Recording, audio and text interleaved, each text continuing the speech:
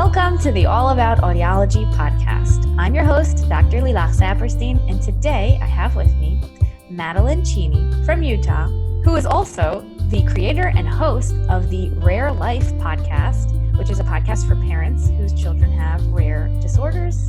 And we are very excited to have Madeline with us. Welcome, Madeline.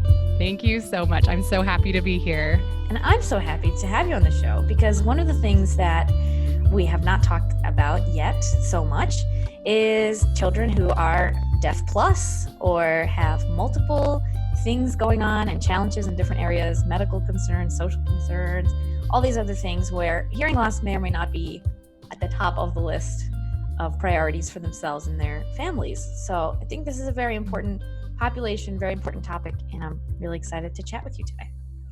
Thank you. I have a lot of passion about this topic. His hearing loss is a really big part of who he is in our life since he's been born. And so I'm really excited to talk about this. All right. So why don't you start by telling us a little bit about yourself and a little bit about your inspiration, your little kiddo. Yeah. So I live with my husband and my 4-year-old daughter. That's Kimball's big sister. And she is completely typical in every sense of the word. In fact, she was even advanced in her language skills. And then Kimball is our almost 2-year-old, and he is our little special guy with a lot of different disabilities. And so we have been dealing with that since he was pre-diagnosed when I was pregnant with him. And so that really, when he was 20 weeks gestation, that is when this roller coaster started. And we've learned a lot since then. I feel like a whole different person now. Yeah, absolutely. And I think that's such an important point to mention that it really changes everything. It doesn't just affect the child and what their life is going to be like, but it changes the parent's life. And that obviously, even when you know about it in utero, then sometimes you have more time. Sometimes that's better, and sometimes that's more challenging. So what was that like for you guys when you had that time? So because we knew pretty far in advance before he was born that he had this issue, his specific condition, it has a really long name that no one's heard of. So I'm going to spare you, but it is a form of skeletal dysplasia, which basically means issue with his bone formation. So there are birth defects related to that. And so we were given warning about different things, like he has an unstable cervical spine, which basically means the vertebrae in his spine are not fully hardened. And so it doesn't protect his spinal cord from compression, which would lead to paralysis or death. So like that was something we knew was on the table that's associated with it. We also knew from ultrasound that he did not have a nose bone forming. And so he has a really narrow nasal airway. So we knew a few things like that. But there was very little known. Oh, and he also has dwarfism, which we were also able to, that was one of the red flags we saw, is that his limbs were measuring shorter for his gestational age. But hearing loss is also associated with his syndrome, but we were not warned of that at all. We had no idea. And so because that's such a huge part of who he is in our life with him, his hearing loss, that's one of the forefront things of our life. Like that's what we're dealing with all the time, is helping him learn language and things like that. We were very blindsided by that diagnosis a week after he was born. And so we were given a heads up that he would have a lot of birth defects and difficulties, but as far as his hearing loss, and then later we discovered his vision loss as well, he has that dual sensory loss, that we were not prepared for the hearing loss thing. And so that added a lot of complication to the process of grief that we went through, learning that news. Yeah. And the fact that you just mentioned the process of grief, I think that many people who go through this might not recognize that as like that's what they're going through. But naming it and accepting that that's kind of the process that's ahead can really be actually very helpful to some people to know, oh, this is very similar to other kinds of grief in life, where it's like cycle and it's not just 5 stages in order. More like a star, I think, because you like ping pong from all the different, you go this, you go that one, you go. So yeah, definitely. It's interesting that you had some awareness of things that were to come, and then actually there was this whole other thing that came up. Wow. So can I, my audiologist brain is like, what kind of hearing loss? Which part? Like the middle ear, like the cochlea bone, bones of the cochlea, or like middle ear bones? Yeah, so he has a dual loss with the conductive bones, because that's why it's associated with his syndrome, because it's another deformity of bones that did not form correctly. And then he actually also has a sensory neural loss in one of his ears, which was really interesting to us because we were like, but this is supposed to be a bone issue.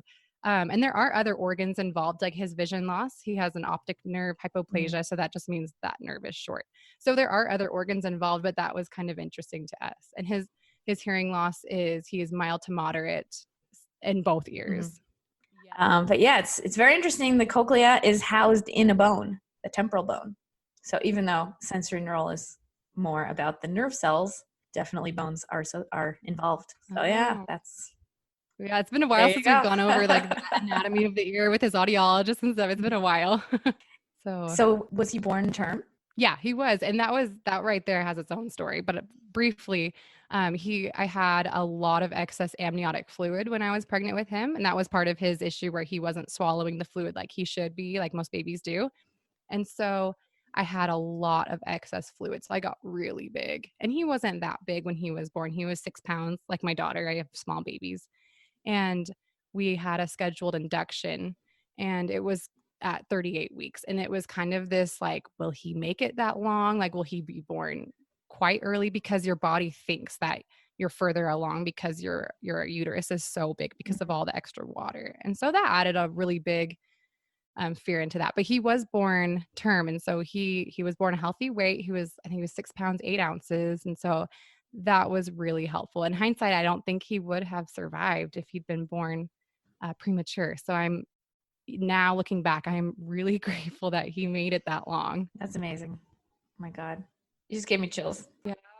I think when you get close to losing them, it just really does make you like, wow, if this one thing had been different, we wouldn't have him here right now. And so it is really chilling to think about different, I don't know, there were a lot of moving parts to it, and to think about them going wrong is really scary. Totally. So then did you have the newborn hearing screening right away when he was born? Yeah, because they knew it was on the table. We had no idea. I think they just didn't think to tell us, or they forgot or something. But we were doing rounds. Well, he was in the NICU. That's just when the different, like all of his, I mean, he had this huge team of like his dietitian and his main doctor and just all these different people that were in charge of NICU babies. And so they would go from child to child and kind of collaborate with each other and how they were doing. So they did that on a daily basis. And we tried to be there for rounds. So we were there, and they kind of went through the different things. And then they were like, oh, and how did his newborn hearing screening go? And they're like, oh, he failed that. And then they kind of moved on. And I was like, wait, what did he just say? Like, he failed it? And so like after they had left, I asked the nurse, I was like, did they say he failed the newborn screening for his hearing? And she was like, oh yeah, the audiologist will come talk to you about that. And I was like, okay. We were already dealing with a lot. He has a lot of medical complexities. So we were already dealing with far more than we could handle. And so it was almost comical to be like, nah, there's no way he also has a hearing loss. And later that day, the audiologist that is in charge of NICU babies came in, and she was like, we did an ABR right away. They jumped straight to that because they knew that he was higher risk for hearing loss. And at that point, he tested profoundly deaf in his left ear and moderate to severe in his right. Later, they did an additional test. I think it was 2 weeks later to kind of retest that. And his left ear actually came up to the level of his right ear. So the beginning, when we thought his left ear was completely deaf, we were talking about cochlear implants. And she explained, she showed us like the little picture of the ear anatomy and all of that. And it was really a sucky day.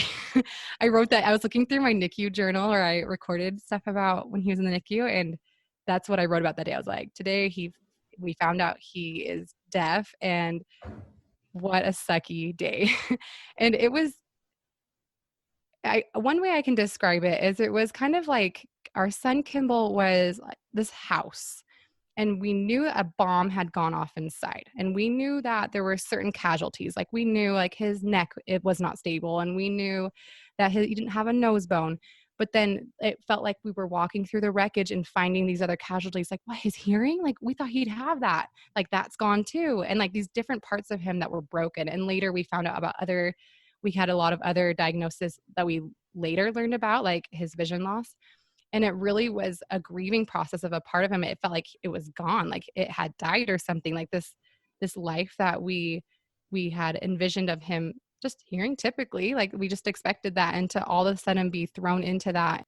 I had my best friend growing up was really passionate about American Sign Language, and she took 4 years of it and she was really good at it. So I was exposed to that earlier in my life. So that's where my mind immediately jumped. I was like, we're going to be doing sign language with him. And the idea of learning an entire language while we were already drowning with everything else, I think that is one thing that really added the magnitude of this news, that he had this. That moment, I mean, that was one of the hardest moments while he was in the NICU, and that is saying something because we had a rough time. But I just cried and cried and cried as we drove home, and I was like, things cannot get harder. But it got better. I adjusted. It didn't end there. Yeah. How many days, or do you measure it in weeks? How long was he in the NICU He was in there for 22 days. And it felt like a really long time, especially with having our older daughter and trying to balance that. But there were people in there like, we've been here for 8 months and we don't know when we're going home. So that's chump change. I mean, like I'm really grateful of the short amount of time we were in the NICU. That really was a blessing. And it's the kind of thing you don't really measure comparatively. Yeah, like that's true. each day, each moment in the NICU is its own, like you say, its own world. Yes. You don't know what's gonna bring. Oh, such a roller coaster. Yeah. You mentioned that first rounds where you first heard about this, but it was kind of brushed aside because like it wasn't on their radar. This team that's doing their rounds, they have what they're supposed to do, each one from their own perspective of their specialty. So they're like, I'm here for kidneys, I'm here for GI, I'm here for, like, each one just kind of looks at the breathing, obviously the things that are life-sustaining as high priority. And like, it's really unfortunate. And part of the reason we do the podcast is to get some education out there for everybody that this is not a trivial thing. Right. Like, hearing loss is not in the back burner. Right. It's actually pretty important. Yes. On the other hand, I also recognize, in the conversation of coronavirus, like, is audiology essential or non-essential? Like, is it emergent to be able to hear and communicate and like be involved in your life, if that's your communication method, or are other things taking precedence? And like, it's really a case-by-case situation. But I can kind of see the doctors being like, oh, this isn't relevant right now when he's like in the NICU. But for you guys, that's like, well, what is his life going to be like? Yes. It was so life altering. Exactly. It was such a life altering thing. And so I do think that they could have been more sensitive about it. Yeah. I'm glad that you did have a meeting with the audiologist, though, to be able to have some information and some answers. Yes. But that is definitely like you said, a sucky day. Tough and difficult. Yeah. And I think for our audiology students who are listening, we have this, maybe a course, maybe one day or 2 lectures on handing over news. But like, you can't learn that in a lecture. And so that's why listening to people on the other side of the conversation to see what would have helped you, what did you need to hear? Yeah. And how individual that is. Also, like, you're not going to sound a checklist. It's like, what is the other person? Some parents are going to be asking questions. Some parents are not going to be taking anything in. Right. So what advice would you have for our listening students and audiologists? I think recognizing that individuality of where each person is. I'm a part of a lot of different Facebook support groups for different hearing losses, and it's interesting to see where someone will post like, oh, I'm so devastated. I just added this group because I found out my child has this hearing loss. And then like, did anyone else feel this sad? And I was able to, like, there were some people who were like, I was ecstatic because I have a hearing loss. And then to find out that my child has one was actually like super exciting for me because we could relate with that. So that makes sense. Like, there's such a range of feelings that can go with it. And I think I'm not going to make a blanket statement, but I think for probably a lot of hearing parents, it is a grieving process. And if you are listening to this and you are the one that delivers this news, I would treat it like you're telling someone that they have cancer or something like that. And maybe not quite that drastic, but it is this part of them that kind of feels dead. Like it feels like there's a part of him that you expected to be there and functioning and you took for granted and now that's gone. And so that really is really life altering news. And I think maybe just delivering it with that kind of sensitivity, um, and knowing that it probably will be something they grieve, I think that could go a long way with the way the news is delivered and explained. And I think, I really value Madeline coming and telling that to everyone, because we can talk to each other, professionals, and like say like what we think is good, but it really comes down to what the patient in front of you wants and needs. And it's interesting because I feel like some people might actually hear what you say and then say, but it's not cancer. Like, Mhm. don't tell me that's this big devastating thing, when like maybe for them it's actually good news, or news Right. that they're like, there's things we can do, like Yeah. as opposed to something that there isn't. It's really individual. And another thing you mentioned about the groups is, I think, so important to find a supportive group of parents, Mhm. because not only does that give you validation, it also brings in that other element of, hey, other people are experiencing this differently than me. Yeah. And then you can learn from that, how other people are handling it, Yeah, totally. which can be positive, and it also can be difficult to see at other times. So, you gotta just Yeah. do a balance and see if it's helping you or if it's being detrimental. So, Right. I feel like I boy, could talk about that negative Facebook experience right now. Do you want me to talk about it now? It's like about ASL totally though. go for it. Okay. So I can't not tell this story when you're talking about positive and negative aspects to those Facebook groups. And this is just my experience in this group of people. So I'm trying not to think like the whole deaf community is terrible. And I don't feel that way. But I did about a year ago, we stopped going full blown ASL mode. We were before that we had a deaf mentor. We were trying to sign as much as possible. And then I can go into the details of this later, but we had a lot of discussions with his hearing therapist that we were seeing very regularly. And we decided that we wanted to focus on auditory and spoken language with Kimball. And that felt really right to us. And I was really reflective about it. And I was like, man, on this specific Facebook group and kind of in general, I feel like there's such an emphasis in American Sign Language, but not so much about auditory oral. And I was like, I feel like there's something I could kind of impact this kind of culture of like, this is the only right way. And so I made this Facebook post and I had a picture of my son and me playing. So it was very vulnerable. I really put myself out there. And I just explained in there my feelings about how we just need to support each other in our various journeys and what we feel like is the best route for our child as far as language acquisition, and that every child needs communication. So I'm not saying don't teach them anything, but kind of like the fed is best campaign with breastfeeding or bottle feeding and all of that kind of thing, where it's like as long as they're learning, as long as they're being fed, that's what matters. And so kind of like Mhm. bringing that over to language and what kind of communication you're giving your child, that as long as you are giving them communication and you really are doing the research and you're making an effort, that is what matters. And I was like, we need to support each other and make sure like, to help each other or to really just give each other support in our various decisions, whether or not we agree with them or that's what we're doing. Okay, so that was my post.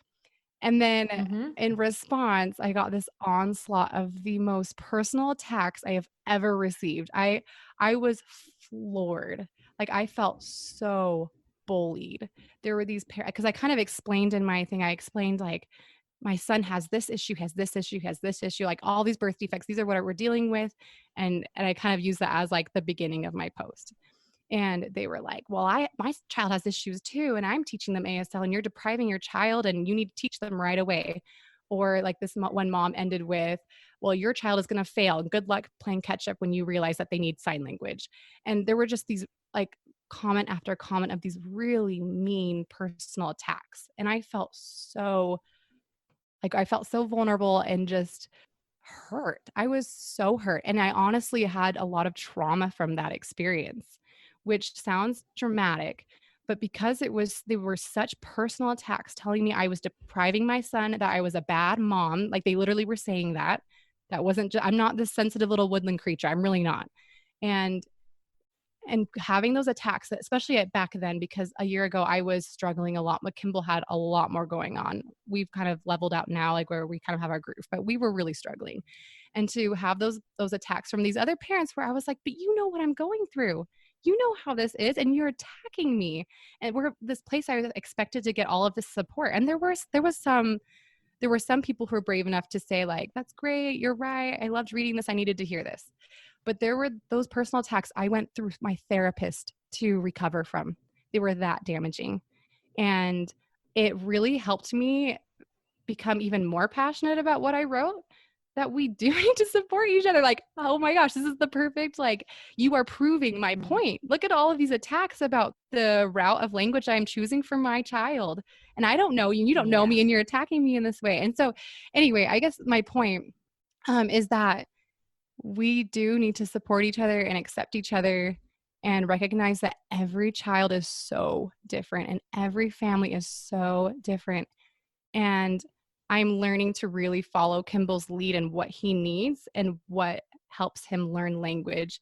And I'm able to project in his future, what do I want for Kimball? And our therapist is so good. She's so good at helping us, his hearing specialist, at helping us look forward and be like, what do I want for his life in 10 years? What do I want for his life in 20 years? Where do I see him? And in order, like when we look at it in that perspective, it really helps to make these kind of decisions based on what we want for Kimball and what we think is best for him, and not every child out there. Wow. That does sound like a traumatic experience. And I have to validate that, because that's actually something I bring up in my advocacy workshops I give to groups.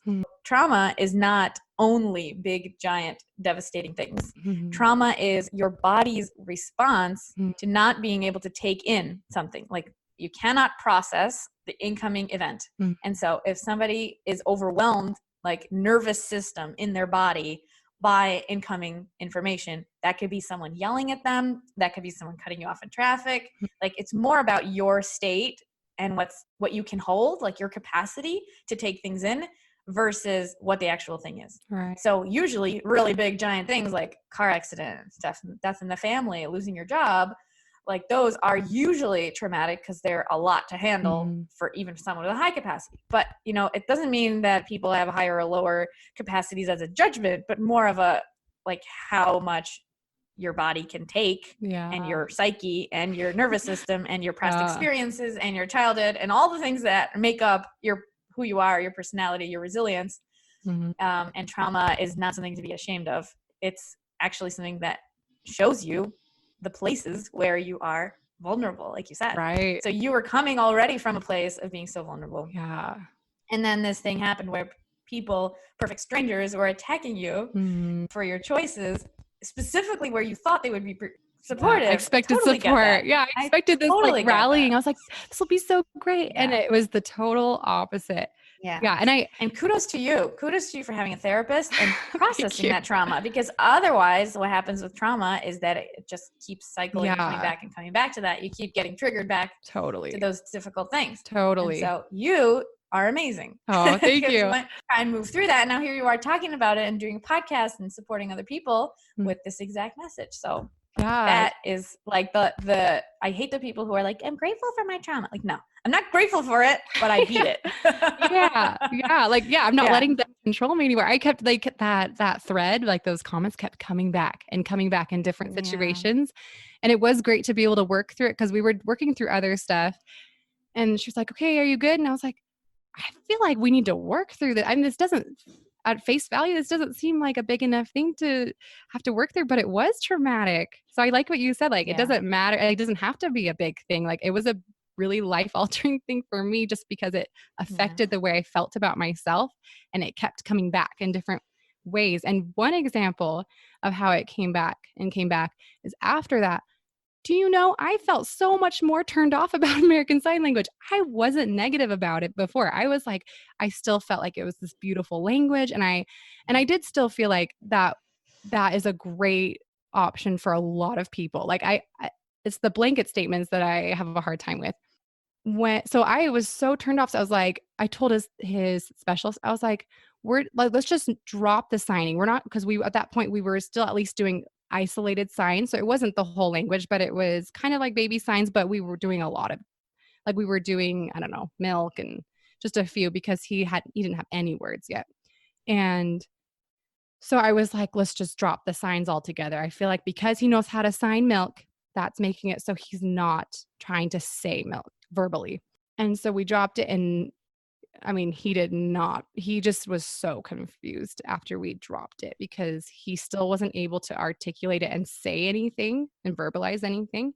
But then we took away the sign. So he had like no way of communicating. And that felt really yucky. And then And that's where all those thoughts come in, because then the people are like, you deprived your child of yeah. And I was so charged about ASL, because I kind of like categorized it with that. I was like, but we're not doing ASL because, I don't know, I felt more defensive. And then but then here's what you didn't do. You didn't just say, okay, now that's it. You're never going to be able to tell us that you want milk. Mm-hmm. Like, we're dropping this and you have no other option. But I'm assuming, given what you've told me, that you were keeping him in sound and you had his hearing aids on as long as possible.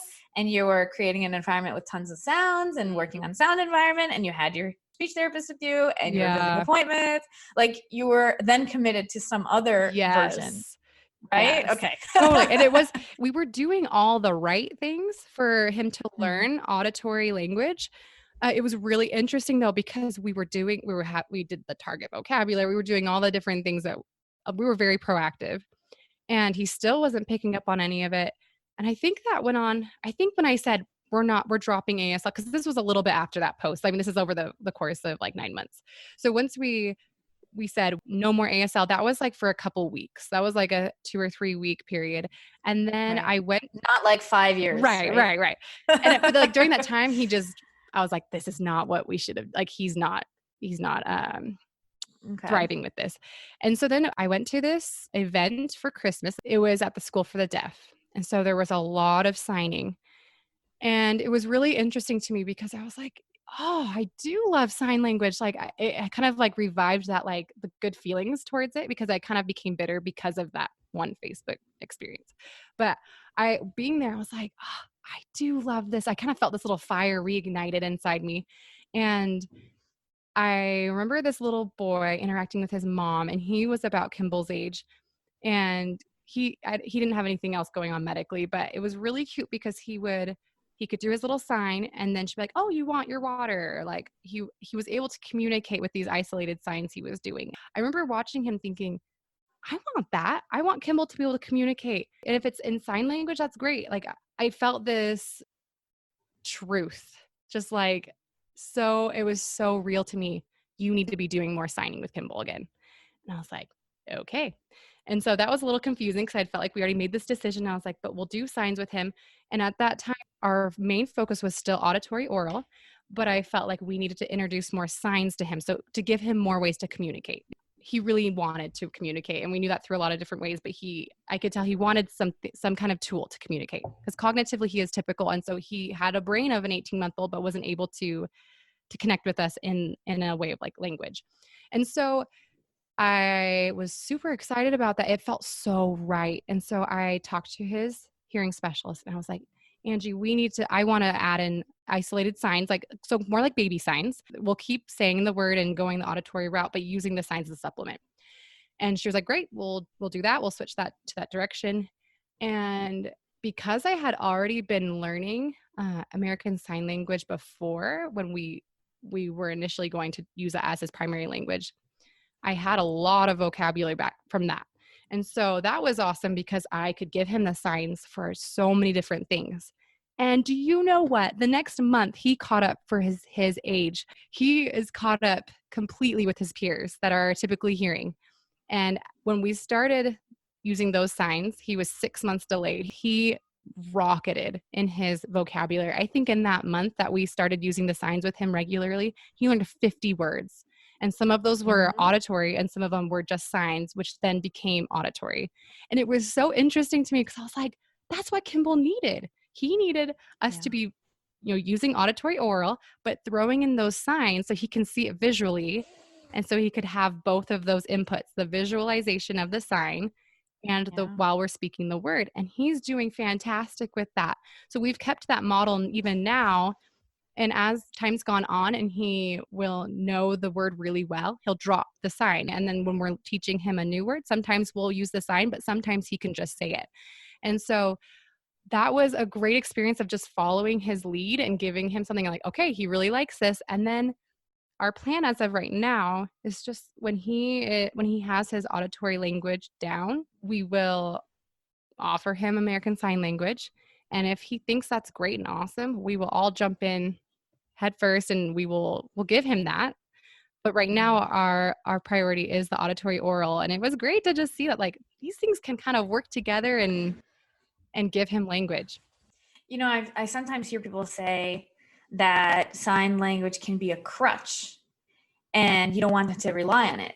And I never understand that argument, because if someone has a broken leg and they need a crutch, they should use the crutch. Like, why is, like, this is not a bad thing to need additional support for something. Yeah. Even if you're going with this one method, like, why not do, I think they, sign support is like what that's called. Oh, okay. It's not really that's the word for it. Language, right? Right. It's not like the sentence structure and like all the things that come with the language, which you're totally aware of, you know. It's not either or. And that, like, the politics, the controversy, the drama, I think it stems from people's own insecurity about what's right. Because listen, nobody knows if their child who is born hearing might also have language delays or any other thing that comes in with a specific language impairment, and maybe they need sign language, which has nothing to do with their hearing. So, like, there's a lot of conversations happening that are not only hearing loss versus no hearing loss. Hearing loss is very varied. You got mild, moderate, right? All these different stages. You got right ear, left ear. Maybe it's not both ears. And then you have the family context. Are there signers in the family? Or is this a hearing family with no concept of sign language who now need to learn a new language on top of everything else? Maybe that doesn't work.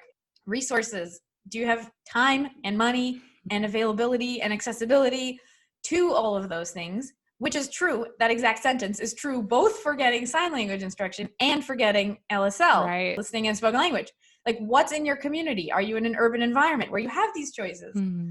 Is there a parent whose time and resources allows them to invest all this time and effort, whereas other people might not have that privilege? So, like, there's so many things going on. Not to even mention the health of the child. Like you're saying, there could be other things. And how many other children are in the family? I could go on and on. Basically, it's an individual decision. That's a major, major message from this entire podcast. Listen to all our back episodes. You know, I had an episode with Kimberly Sanzo, who is a major sign language promoter and supporter to not have language deprivation. That is an amazing, incredible mission that I fully support. And like, me and Kim are cool friends. I love her.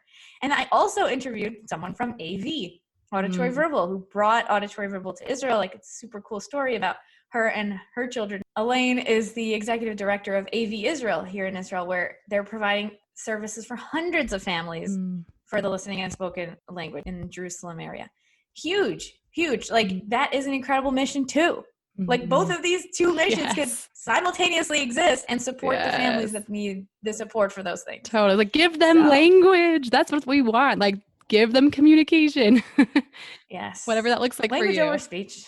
Exactly. Yes. And the most important thing is to connect with your child, to also process your own story, which is hugely what this podcast and my entire mission is about. Yes. And why I have so many tools and resources that I keep talking about. Like, you know, it's not because I think, you know, you should buy my journal. It's because I think you should journal. So I'm giving you journal prompts. And I think that's one thing that we had to process too, is that, like, if he only had a hearing loss, that would be life altering. Like, that right there, a hearing loss is such a big deal. You have to do so much intervention. It's not just give them hearing aids and they'll be fine. They're normal hearing now. Like, there's so much work that goes into helping them thrive with their hearing loss. And so I think that was a good thing to recognize.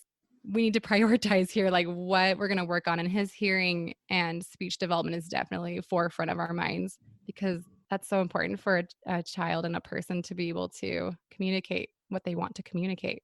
Yes, exactly. There's a sign that I will never forget. I love my speech therapy colleagues so much. They teach me so much.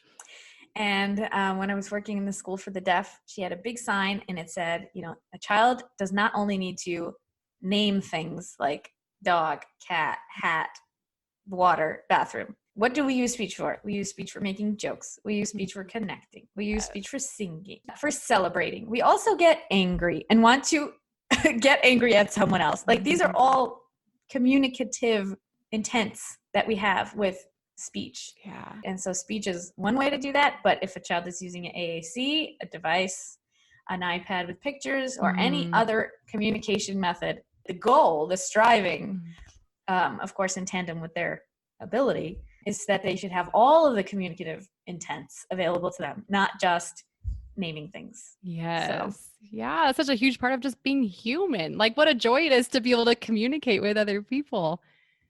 So going back a little bit to hearing aids and that whole process, how was that for you? So Kimball was discharged from the NICU when he was 22 days old. And then when he was 3 months old, we went in for his surgery to have a G tube, which is like a feeding tube into his stomach, placed. And on our way out, we picked up his hearing aids, which I really regret because we had such an overload from that surgery and learning how to care for the surgery site and how to use it and just all that. And then we went down to the audiologist in the same hospital. We're like, we'll save the drive. And we went down and picked up his hearing aids. And we were told about how to check the batteries and how to keep them dry and trying to put them in his ear. It was a really overwhelming thing. I've learned a lot since then. I don't schedule appointments like that one after another. But that's an amazing tip right there. Yes, give yourself a breather. It's okay to drive a little extra to be able to have more buffer to process things. But at first, because he had so many other devices, his feeding tube, like I mentioned, which is a huge, oh my gosh, what a pain. That right there, that was really hard to learn how to use that. And we had a lot of complications with that. And then he had this huge plastic collar we had to put on him every time we held him to protect his spine. And we just had so many therapies going on. We didn't put his hearing aids. I mean, I think he had his hearing aids in maybe a cumulative time of 10 minutes per day for the first like month or so. And I felt a lot of guilt about that. But I also felt like I was totally drowning. And so that was what I could handle right then. And then we were having our hearing specialist was coming. She kept on being like, okay, so like, are you guys putting those in more? And he wasn't awake very often. He slept a lot because of his medical stuff. So at the beginning, that was what we were meeting about. That was our main goal, was to get Kimball's hearing aids in more often so he could be exposed to language.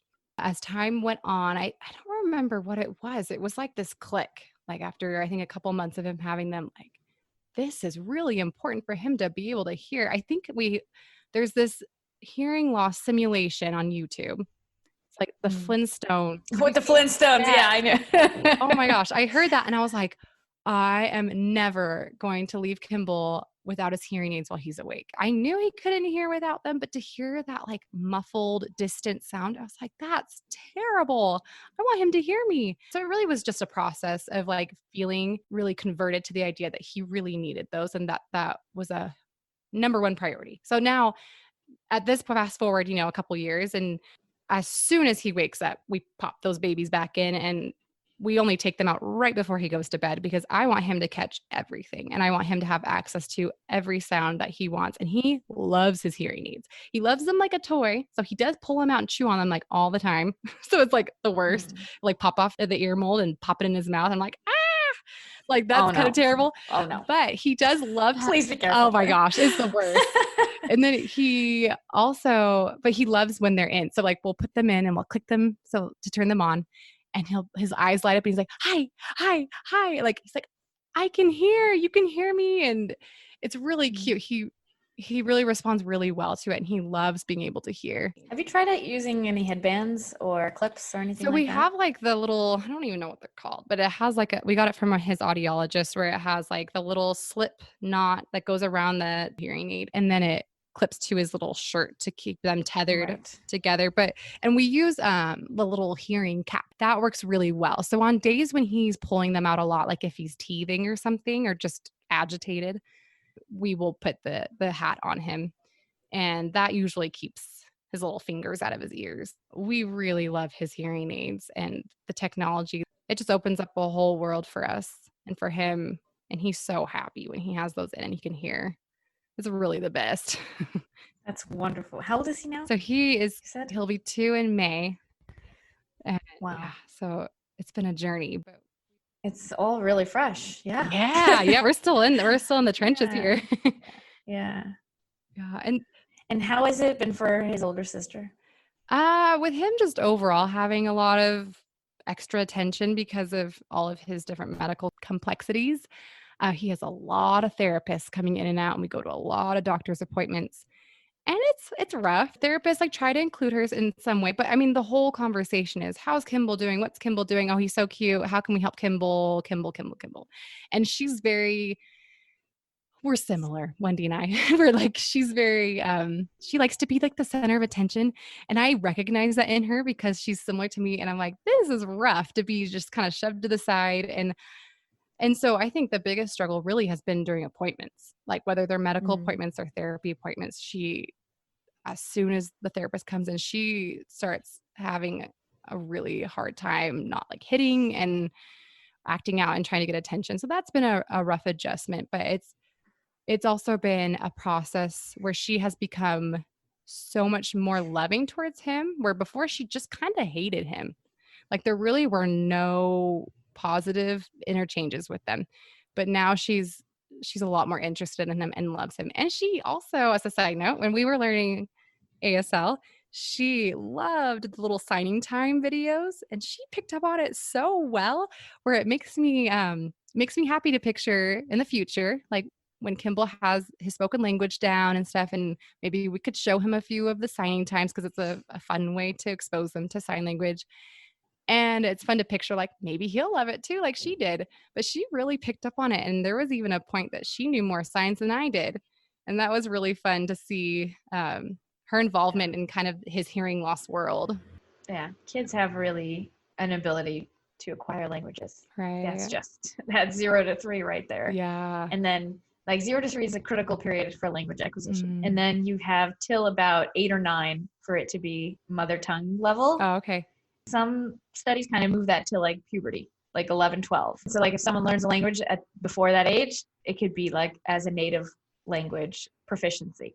And then anything after that, it's not as good as their first. Right. So yeah, the kids are amazing. Yeah. But maybe Wendy needs a podcast. Maybe Wendy does? Is that what you said? Yeah. Oh, yeah, you just get that girl a podcast, right? Oh, yeah. I could totally picture her like, also my mom did, I'll do it too. Like, that'd make me so happy. Just thinking of my daughter who's 5 and a half, and she loves to talk into the mic and hear her playback. So maybe you try that. You know, she might be like, what's up with this whole mic situation, Mom? That would be really fun. And even to like record her little thoughts about it would be so fun. Oh, yes. One thing too, I really want to add in talking about hearing aids. And his level of hearing loss, that was one thing we did take in consideration when we were deciding. Actually, even just recently, we had a deaf mentor again because we thought that would help us, kind of get in that mode again of signing so we could give him those isolated signs. And then we are also in the talks of ending those services again. And one of the things that we talked about with his hearing specialist, I mentioned before, of looking in like the long run, like what do we want for Kimball? And one thing I've recognized is that like I don't relate nearly as much with other parents who have a deaf child as I do with other parents that have a hard of hearing child with some kind of hearing device, because it just feels like a whole different thing. Like that. I mean, obviously there are things that will overlap and that you can relate with, but I think having any level of hearing and then that versus not having any hearing at all, I feel like that really is a big deal. And with having Kimball's, really our deaf mentor, because as parents, we were meeting with him. And it was really cool for him to tell us his story and how he was able to teach his friends sign language so that they could communicate with him and a lot of different things. And I'm like, that's so cool. Like, he's just so easygoing and just really positive about all of this. And I would love for Kimball to be that way. And I was like, but I feel like his story will be different as far as what it seems like right now. He will have the capability of hearing other people and of talking to them. And so it really will be a unique situation from being completely deaf. And then I was like, so what would be we kind of went through this process. Like, do we want to teach Kimball full on ASL right now? And now that he's like really picking up on auditory and stuff. And I was like, I don't know. I wonder if he'll feel like I do. I wonder if he will relate with other kids that are hard of hearing and have some kind of hearing device more than kids that are completely deaf. So if he went to these social gatherings, who would he gravitate towards? Probably the kids with hearing devices, because then they could make jokes about like, oh, and then my mom said this and I popped out my hearing aid, or like, the jokes would be totally different than like if you're completely deaf. That would have its own little set of jokes or culture inside things associated with Yeah. that. And so that was actually a part of our decision as of right now to focus on auditory oral, because that's where I kind of visualize or picture our son being, and those more gravitating more towards the other kids that are in more of a similar situation with him, rather than the blanket group of like any kind of hearing loss. Yeah. I think that's a great point. And that there's a spectrum, Mm-hmm. even with the identity of, deaf, hard of hearing, hearing impaired, whereas some people are really against using the word impaired for Mm-hmm. having hearing loss. Mm-hmm. Is it, deaf gain? There's all these different places where it really comes down to the individual when they're going to go through their identity formation as teenagers in every area of their identity life. Mm-hmm. This is also going to be part of it. And we can't predict that. We can try to guide them, but influence is like, let's not. Listen, I put this out there all the time, disclaimer. I have, my oldest child is almost 6. So I know nothing about teenagers, but from having been a teenager and knowing teenagers, there's only so much the parents can influence. Yeah, totally. When it comes to identity. Totally. So, you're going to make the decisions that you believe in, that are right to you. Mm-hmm. You do your research and then you make decisions. Right. And if you need help with that, like risk benefit analysis, you talk to people, you open up and learn other people's stories, and not just hear one thing from one professional or one loud person on Facebook. Go and do your own research and look and meet other people and read lots of books and lots of stories to see what's going to work for your family. And like level of hearing loss is a big factor in exactly what you're saying. Yeah, for sure.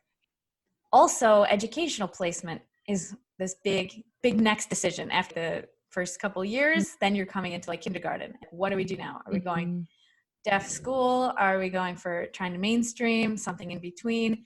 And again, there's so many factors that are going to come into that decision. And every program you go to, that's the story. The story is you need to go to lots of programs to see, how do you feel when you're in this building? How do you feel when you're among these children? Yeah. How does this place feel? And then like, it's more about, are you a good fit than what's right? Because there is no one right. Right. That's why there's all these different options. Yeah. And there's just like making an informed guess. I mean, really, that's what we're doing right now. I mean, they can't tell us yet. And so it goes either way. Like we are just projecting like, well, seems like he'll do this and this and this. And he like with his personality, he might like this and this. So we'll kind of go in this direction. And if he will follow his lead, that's what we're learning. Exactly. We're just following his lead. Yeah. And then be open to having to make a change. Yeah. Maybe towards the end of the year, like April, well, not this year, but other years when life is normal, toward maybe April, May, you kind of say, are we going to keep him here next year? Or is it time for a change? If somebody is very dogmatic about wanting it one way, then I think that's where they might come up with issues. Yes, totally. So be open-minded and do your own research. Yeah. And get support. Yeah, I love that. Yeah, totally. Oh, I wanted to talk really quick about what we love about his hearing loss. I love that. Because it is so stinking convenient to be able to be as loud as, like within reason. We can be pretty dang loud while he's sleeping and it doesn't matter. Like people will come over and they're like, oh, like if they have a child who's having a play date or something with my daughter and they'll be like, oh, be quiet, Kimball's sleeping. I'm like, he's deaf. You don't need to worry about it. And they're always like, oh, because it's so like bold to say that. It's so blunt, but it is so nice. And I can just sneak into his room whenever I want. And as long as the light isn't involved, because you can see that. we're good. Like he can't hear me and it's really convenient. Or if like we want him to fall asleep on a road trip, we just pop them out and then we could be loud and it's a lot easier for him to fall asleep. So I Yeah. picture having like future children and I'm like, but what if like we'll have to be quiet when they're sleeping during naps, like that. I've become very used to being able to be loud while he's sleeping and I really like that. Okay, number one, that is hysterical. And number two, I think you bring up a very, very important point for families where humor is an excellent tool. Mhm. And sometimes there's like this gallows humor that people who are not in it are like, that's insensitive. You can't say things like that. Uh-huh. But I think if anything, it's really super important Mhm. to be okay with also noticing the great parts and not feel bad about them, because things can be hard and funny at the same time. Yeah. Things can be challenging and unfortunate or scary or unknown and also be hysterical. Totally. So like that doesn't negate that it's difficult. It doesn't negate that it's a big deal. Yeah. But you could find joy in those moments. So I think because like the experiences are so dynamic. Like there are so many different moving parts. So then like it's not just this is so sad and terrible or this is so happy and wonderful. They're so complex. There's so many different emotions involved. And how much better to be able to feel that gratitude within that mix because it lightens it up a bit and otherwise it's super heavy, hard thing to handle. So humor has helped me a lot. Yeah. And it's funny because I often am doing this, if something is hard, we say it's also okay for it to be light. Right. And when things are going great and some things are challenging, and then you like feel guilty about having a hard time, it can be great and difficult. Yes. I actually worked on that with my therapist because I had it was actually it didn't have a whole lot to do with Kimball, but I was like, I feel so scared, but also excited, but I need to get to the point where I am just excited. And she was like, no, you don't. You can totally stay there. You can be scared and excited. And I was like, thank you for like giving me permission to have both those feelings. And it translates all throughout my life.